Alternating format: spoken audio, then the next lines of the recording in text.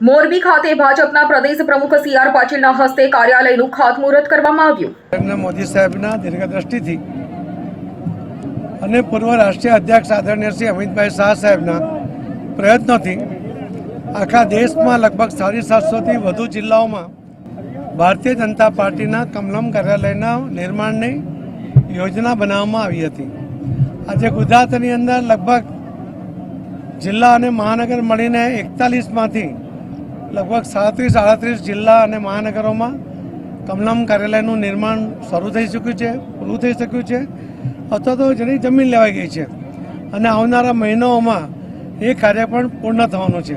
મોરબી જિલ્લામાં નમો કમલમનું જે ખાતમુહૂર્ત કરવા માટે પ્રદેશ પ્રમુખ ભાઈ શ્રી પાટીલ સાહેબ આવ્યા અને તમામ આગેવાનો સાથે હતા અને તમામ કાર્યકર્તા સાથે લગભગ આ કાર્યાલયનું ખર્ચ 13 કરોડનું છે.